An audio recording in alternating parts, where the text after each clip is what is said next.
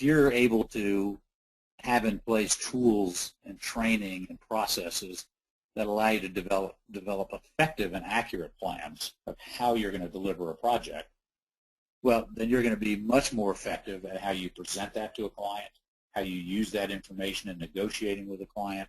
And then once you have that in place, you have a basis for any deviation from that. So you've set something in motion that allows your people to know here's what's expected in the way of defining the scope and defining the process of how we're going to deliver this, whatever it is you're designing. If that process is applied to all of your work, you feel confident that the level of thought, the level of planning going into every proposal and every contract is going to be something you're comfortable with and something that you're going to feel is going to result in a higher, greater performance on your projects. The agility is this idea of now how do you react moving forward? So you've done the planning, and I'll tell you, I tell everybody, the best plan in the world is going to change. So just expect that to happen. But what you've done is by doing this first box, this planning box, putting together a thoughtful, accurate plan of how you think this project should be delivered, puts you in the best position to know when there's deviation from that plan. So that agility is just being able to say, A, I've noticed we are deviating, and B, what are we going to do to overcome that? What do we have to do to get back on track? So that ability to plan and then be agile with that information are key to being able to deliver sound projects and a sound project management culture. And then just knowledge is, obviously we can't go into this without the knowledge that it takes to deliver what it is we're delivering, whether that's city parks or high-rise buildings or bridges or whatever it is we design. So A, it's understanding obviously your projects, but in addition to that, from the standpoint of the very beginning when we said design is all about and includes that process of delivering that design, well, that's where this comes in. And what are the things we need to know that impact our ability to do the best delivery of that design possible? Well, one, from a project management standpoint, you have to understand the dollars and cents, the finances. It's not saying you need to become an accountant. It's not saying you need to go become a certified accountant, public accountant, but it's saying that from a project standpoint, you understand gains and losses and costs and all of those things that go into defining fee and defining sort of deviation from those goals and financial goals. It also involves things like understanding our industry and things that impact our industry. So examples of that would be project delivery methods.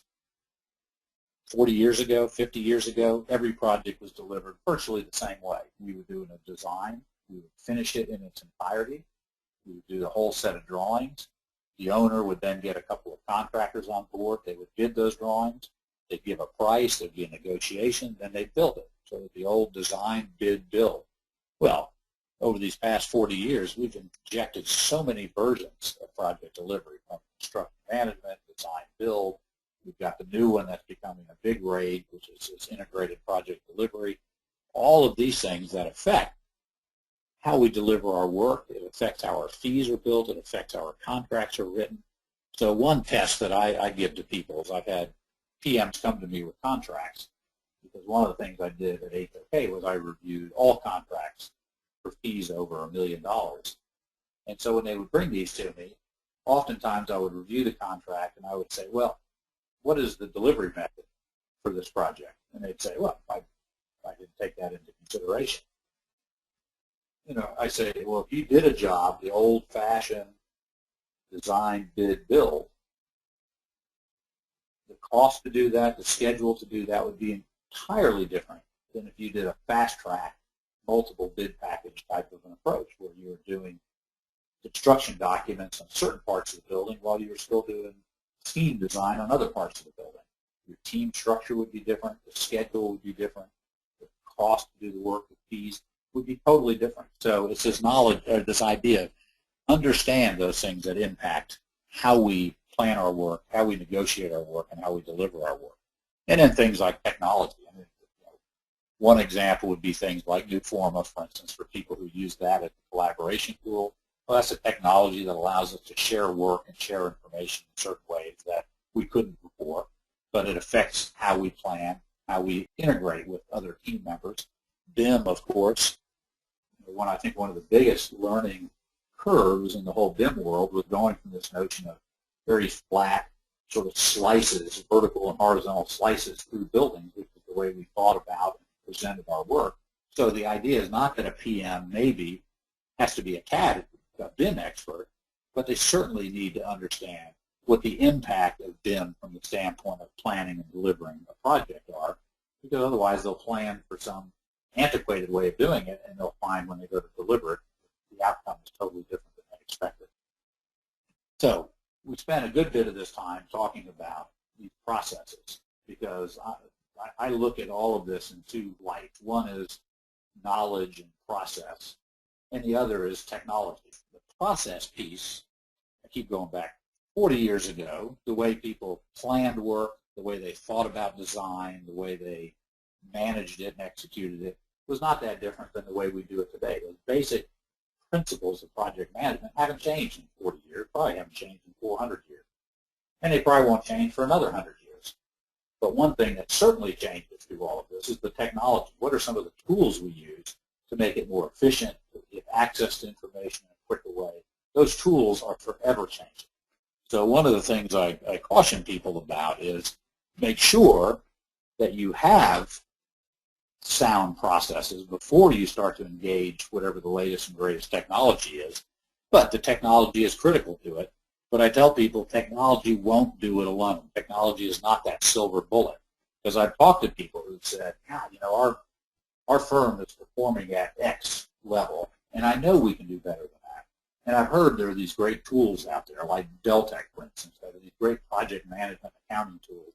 If I just implement that, my performance ought to go up. Well, I caution those people that that's not necessarily going to be the case if you just do the tool and don't actually look at some of your processes and training your people around good, sound project management. You may not get the results you're hoping for. So I'm going to show you here an example of something that's just a view of technology where one person thinks, well, technology can solve everything, and you'll see at the end of this that maybe that's not always the case. Just pay attention to the video, and I will tell you, because I love it, pay close attention to the wife's expressions in this thing. Emma. Huh? Emma. Emma. Emma. Emma. Emma.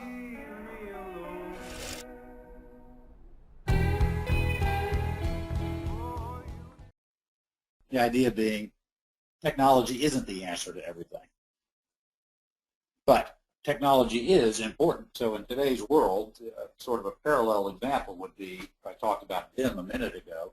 Well, if we were to look at the design, the way we were designing things when I came out of school, identifying the goals, identifying sort of programmatic issues, setting expectations, and sort of working your way through the design, that hasn't really changed in all these years. But when I came out of school, we were just sort of past doing it with chisels on stone, but that technology versus what we're doing now, where we're virtually building the entire building in 3 dimensions, that has changed dramatically. But the whole idea of defining the steps of defining the goal, defining and solving the design problems haven't changed that much. So in our world of project management, that part of the delivery of the project, the tools certainly are a great help in taking this vast amount of data that's sitting out there and presenting it to us real time, accurately, when we need it, where we need it, just the bits that we need. And it's not this overwhelming 20 layers of spreadsheets and drawers full of paper. And the data is not that different than we had years ago, but the tools allow us to get access to just the pieces of data we need when we need them to make the decisions we need to make. So these are just examples of some of these tools that will take information for you, present it to you in a very concise way, so I don't have to go run reports. I can instantly look at a graph like these and see if my job is on track with where it should be without having to go talk to accounting, without having to run reports. So those are the things that tools do for us. The data behind the tools hasn't changed.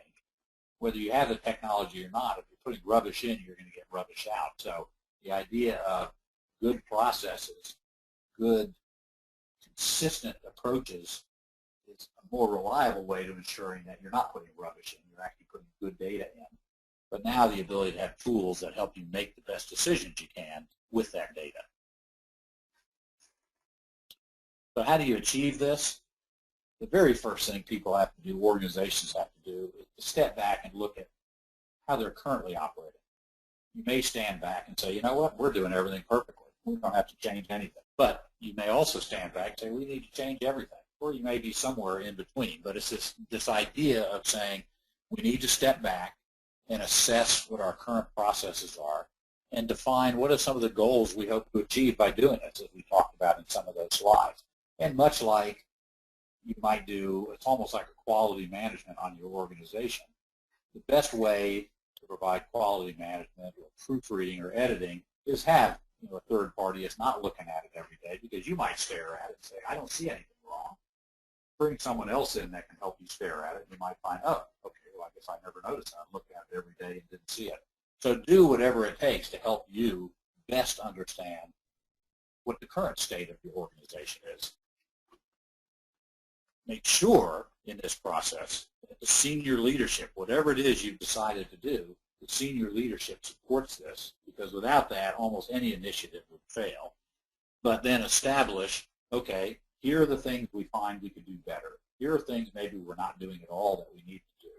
Here are things we're doing that we need to stop doing. Whatever all of those are, define a process around that and define what I call, and everybody calls really, your change management plan, which is that message then that will go out to your entire organization, clarifying for them, and in many cases, the initial message to them about what it is the organization, what change the organization is about to go through.